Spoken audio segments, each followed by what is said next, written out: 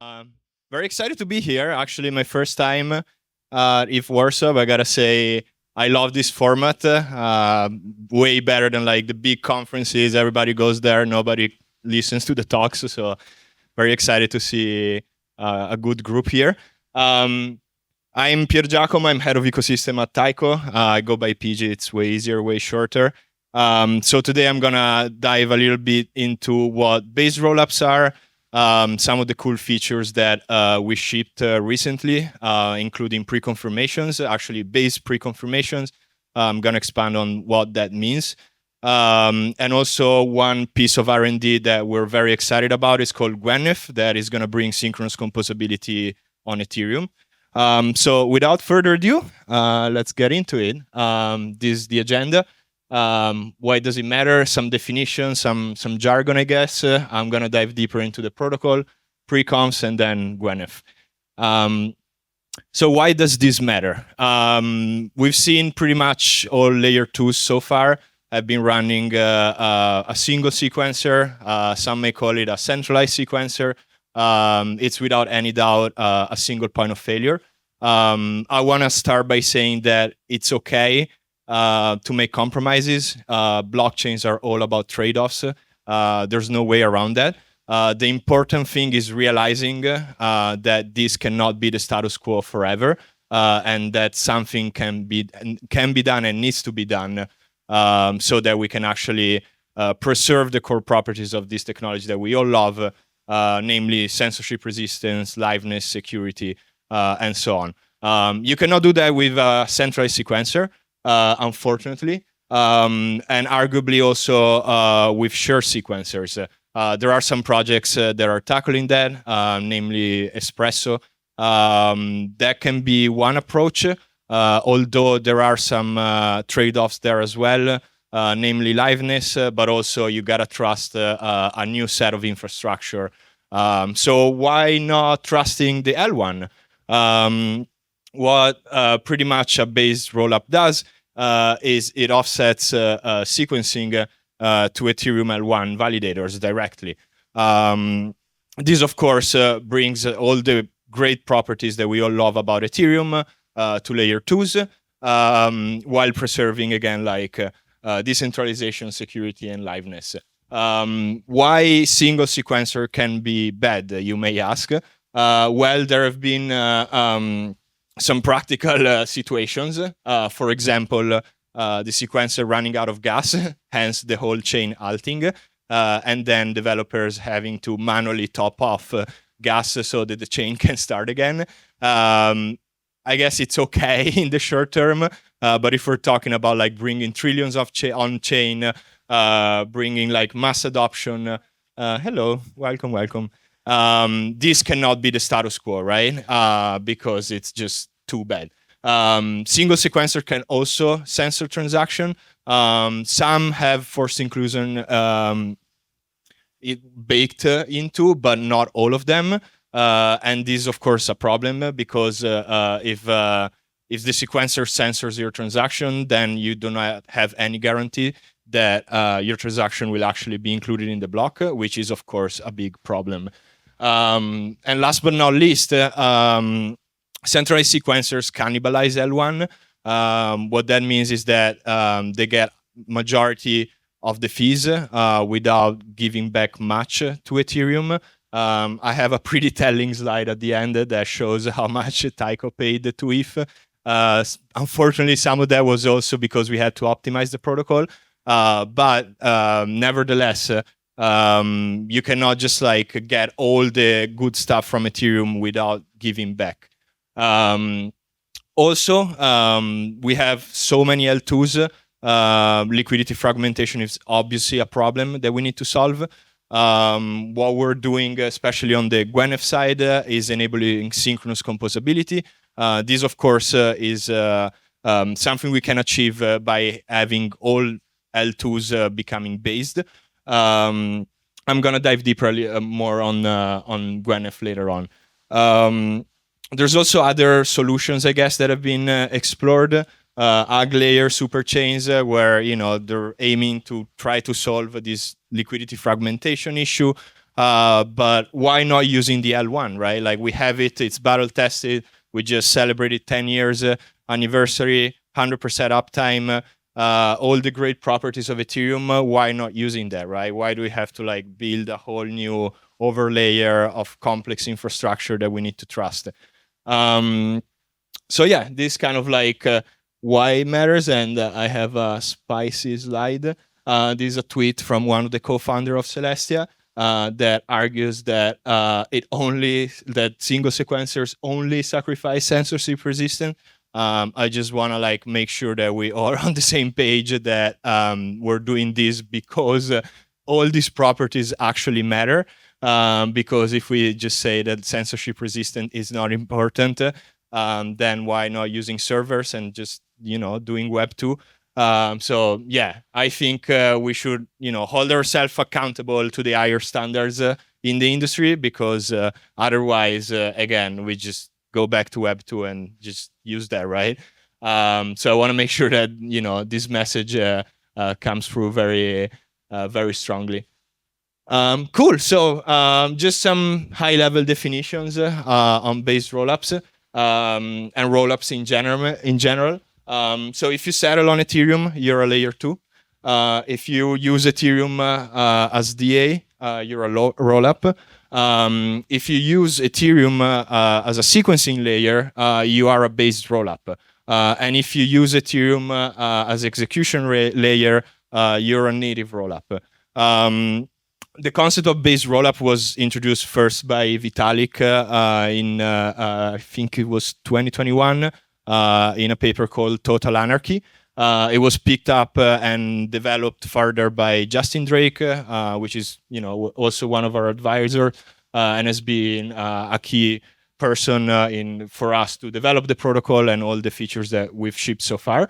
So yeah, we kind of like took all those concepts and built them. And so actually Taiko is the first base rollup that is live today, fully functional, and we've been so for a little over a year. So what are the superpower based rollups? Well, as I said, we inherit all the core properties of Ethereum, the good and the bad. Here are the good. I'm going to get to the bad later, but you might guess what they are. So of course, decentralization. Ethereum is the most decentralized L1 that we have today, for obvious reasons. Liveness. Liveness is definitely one of the most important properties of a blockchain. I would argue even more than decentralization, which is something that we cannot really quantify in mathematical terms. Whereas liveness is definitely something that we can quantify. Security is another one. Ethereum is again the most secure L1 as of today. It has never gone down. Apps on Ethereum have been hacked. We've seen the DAO hack, but since then we can argue that ETH is fairly secure and strong. Neutrality and censorship resistance, as I said, there's no way to censor on Ethereum. And by, again, using L1 validators as sequencing layer, this is a property that base rollups inherit overall. Simplicity. Taiko itself is what is called a type 1 or Ethereum equivalent, which means we get all the ETH properties, infrastructures, and smart contracts out of the box. So it's very easy for developers to deploy. There's no workarounds. There's no opcodes that you need to like tweak. It works just straight out of the box. And as I said, synchronous composability, this is a very important point. As you use L1, you can like synchronously compose between different base rollups. And again, I'm going to expand more later on the Gwyneth side of things. Now the drawbacks. Well, we all know that Ethereum is slow. Unfortunately, we had to chew a little bit of glass for a year or so. Because Taiko inherited Ethereum block time, which is 12 seconds. And actually on Taiko, finality was sometimes even longer. We solved that with base pre-confirmation, which is something that we shipped last month. So very excited, which brought finality down to 2-3 seconds, and we're actually aiming to go further down to ideally hundreds of milliseconds. That's still TBD and still a piece of R&D. Base rollups are inherently more expensive. Why? Because we don't run, again, a single sequencer, which makes operation way cheaper and easier. We have to like make it up with L1 gas plus priority fees, which of course get everything a little bit more expensive. But it's also an economic incentive for L1 validators to opt in and become pre-confers.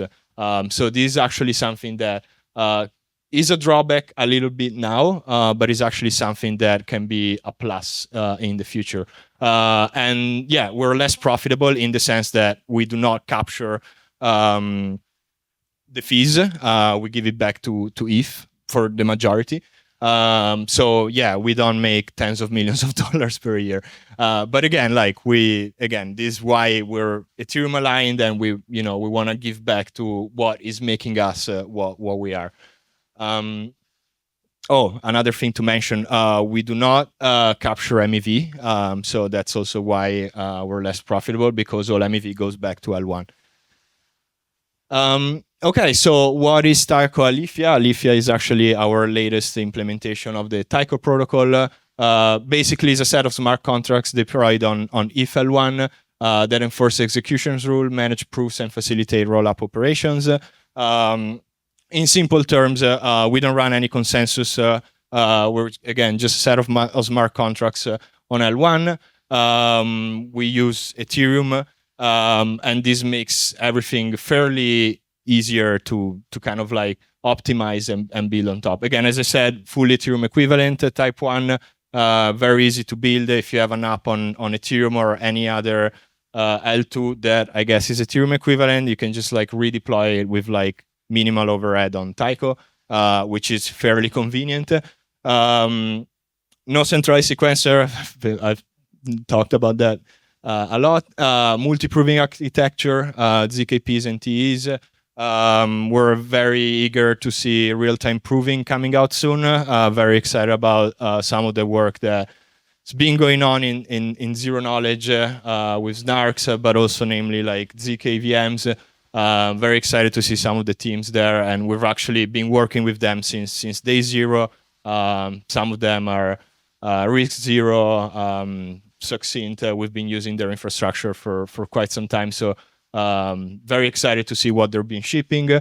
Configurable proof system. What that means that you can actually like switch between ZK and optimistic as you may, although we are aiming for full ZK coverage at the moment. On Taiko, ZK coverage is about 40%, mainly for costs, but also because again, like there's still a little bit of optimization that needs to be done on the zero knowledge proving side. Decentralized proving and proposing. Anybody can become a proposer or a prover on Taiko. It's pretty trivial. If you're interested in doing so, we have full documentation on our docs. The hardware requirement is not crazy. Also, in terms of like stake, we're at 25 Taiko at the moment, so it's pretty straightforward.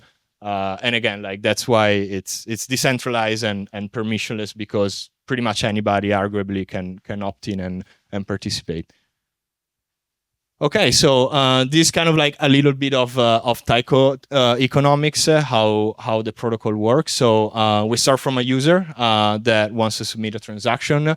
User pays for a transaction, an L2 transaction fee that gets split in two. Priority fees, 75% of the base fee goes to the block proposer on L2. 25% goes to the Taiko DAO treasury. This is also to make sure that the project is sustainable, that the community can have the upside from all the activity going on Taiko. The block proposer then pays L1 fee so that the block can be submitted to Ethereum L1, and also pays a prover fee to the block prover. Block prover proves the block, pays fee to generate the proof. sends back the proof, and submits the proof to the L1. As I said, liveness bond is 25 Taiko, and current ZK coverage is about 40%. But again, we're aiming for like full ZK coverage. Hopefully, again, in the next few months. Again, this is not just depending on us, but on our ZK partners. But ideally, this will come soon. And again, we all know ZK is the end game, also for scaling Ethereum and the L1 itself. So again, very excited about like all the development that is going on there, and feeling lucky that we can leverage this amazing technology. So yeah, this what I was saying. We're a great tenant on Ethereum. Since inception, we spent $12 million. Spent is a bad word. We gave back to Ethereum $12.5 million. So as you can see, actually, this is pretty telling. You can see the non-optimization of the protocol that then gets optimized, and then we ship pre-confirmation, and that's why we pay less fees. Before we were kind of like when, especially like before blobs and then after blobs were implemented, we were submitting some empty blocks, some things that were not super optimized.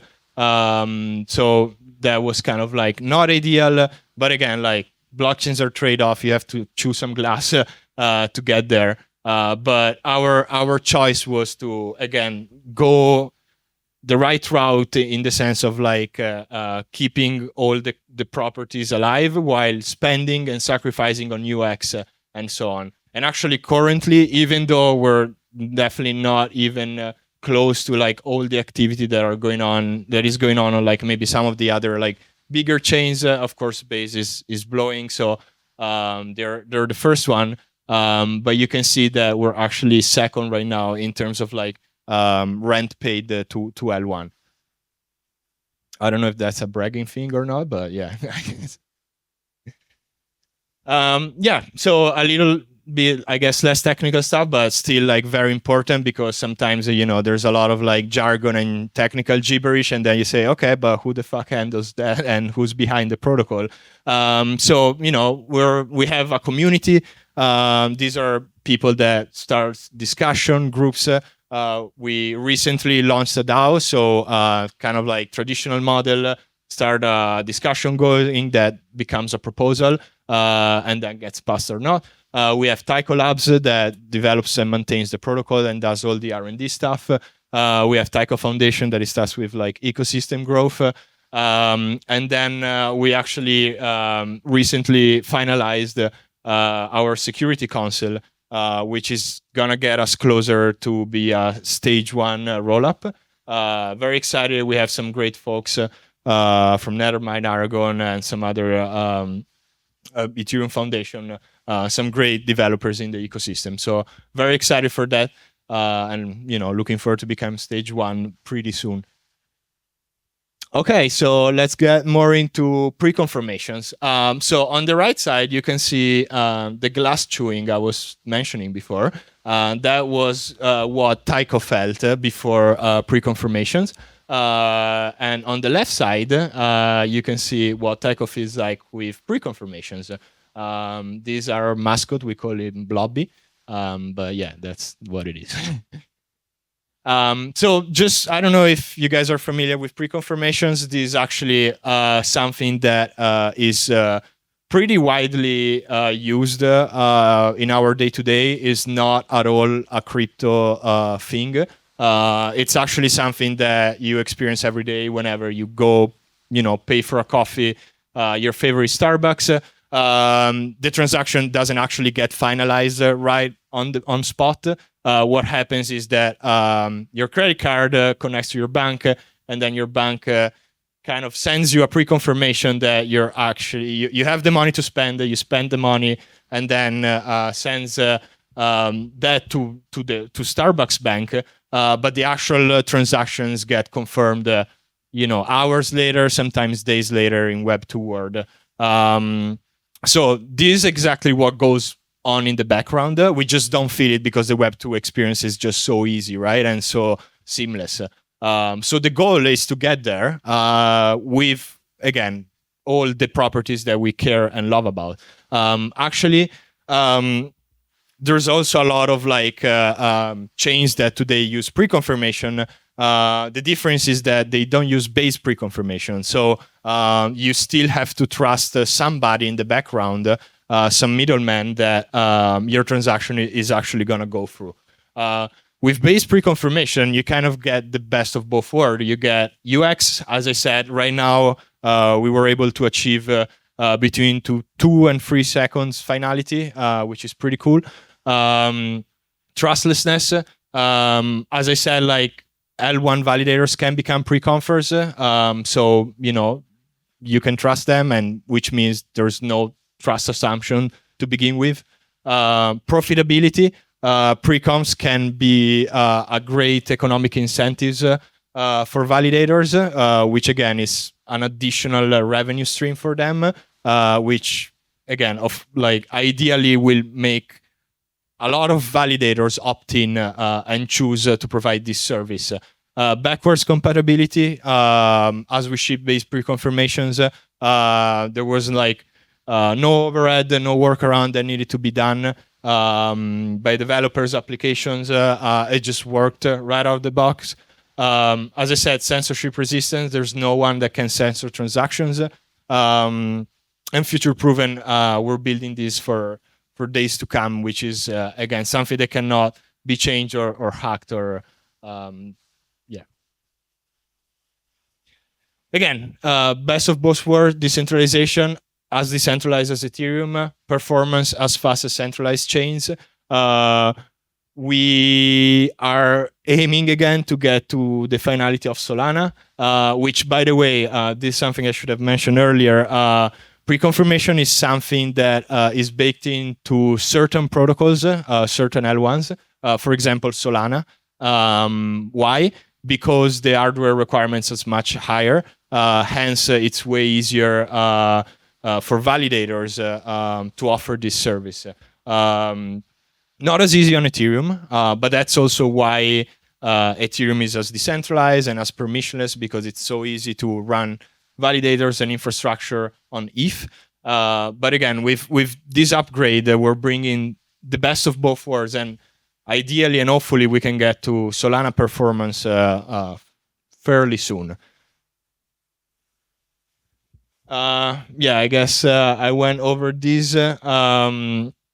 Trustlessness and economic security. Economic security because you are putting a stake to become a pre-confer, and if you don't uphold the pre-confirmation guarantee that you give to the user, then you get slashed, which of course kind of sets the rules to avoid malicious actors, while again preserving all the other properties. This is a little bit of our roadmap on pre-confs. Again, as I started saying, there are trade-offs in blockchains. The phase we are right now is a permission pre-conf phase. I don't want to hide it. Why? Because we need to test the software. We need to test the mechanism. We need to be sure that this works. And we actually have some great partners doing that with us, namely Chainbound, Gattaca, and Nethermind. I don't know if you guys are familiar, but these are people that have been core Ethereum developers pretty much since day zero. Some have built applications, protocols, some are block proposers. But yeah, these are kind of our three main partners that are offering the pre-confirmation service for now. We also need to wait for the Fusaka fork on L1, which ideally will happen in November in Buenos Aires. If you guys are going to be there, we might be celebrating that all together. But yeah, that's something that we need to wait for to get to the second phase, which is kind of the end game, where pre-confers are going to be stake-based. L1 validators will be able to choose to opt in or to delegate their pre-confer right to some of the service providers. To become a pre-confers, you have to have a little bit more, requirements rather than like any normal validator. But it's something that, it's fairly accessible to most, especially if you're, running already infrastructure on Ethereum. And then it's a matter of like, you choosing whether to opt in directly or delegating that power to a third party.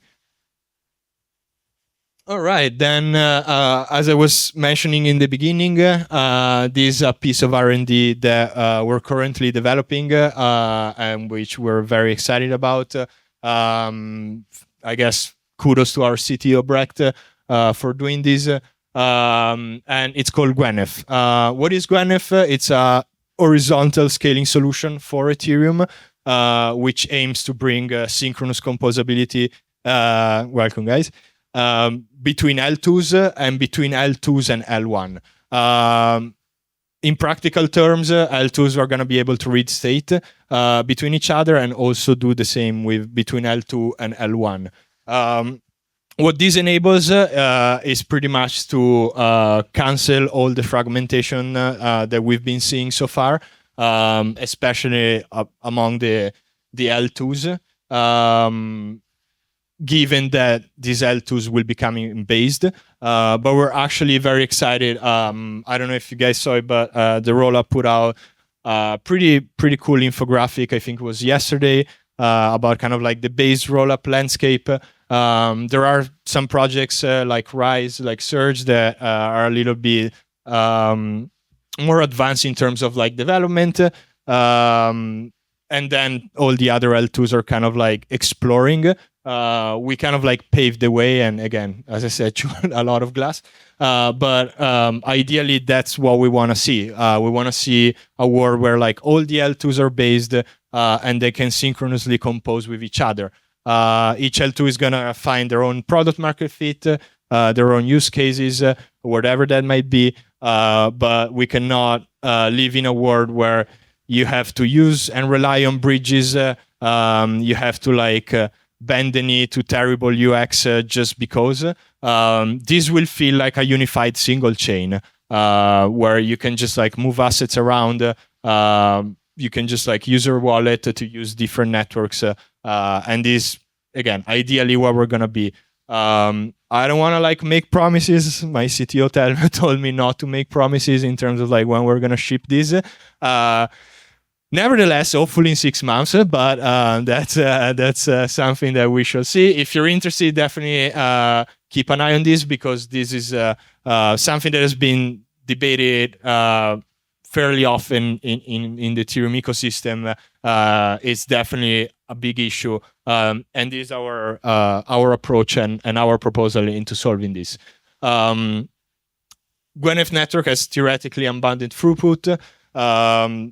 Ideally, even scaling to like 1 million TPS, of course, is yet to be seen and tested in production. But this is ideally where we want to be, especially if, Ethereum L1 can get to like 10K TPS. Then, of course, this will make everything way easier for L2s overall. As I said, booster functionality enables L1 state being accessible by any L2.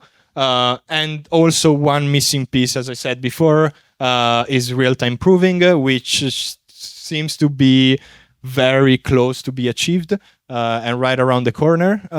So ideally, when that will happen, Gwenef will, be a reality, of course, given all the other things that we need to do. All right, and this is the last slide, I guess. The future of Ethereum cannot be only Coinbase, but it can definitely be based. Of course, I guess kudos to the base team for all they've done in terms of adoption, in terms of like development, and also getting like, I guess, more common users on chain. But again, like this kind of like an intermediary step, it cannot be the end game at all, because again, otherwise we all go back to L2, or we use Binance Smart Chain, or we use Solana, right? If we want to use Ethereum, and if we want to use Ethereum in a cheap and fast way, it has to be in a way where all the core properties of Ethereum are preserved, and base rollups exactly do that. So yeah, If you want to learn more, join our Discord. If you want to follow me on Twitter, I guess that's my account.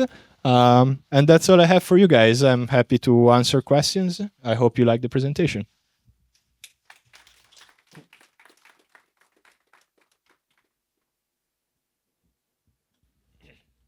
Thank you very much for the presentation. I was curious. Suited for app chains, and when I say app chains, I think of like gaming. I think of like high frequency trading, perps, things that like require very, very, very, very fast finality, which we're not there yet.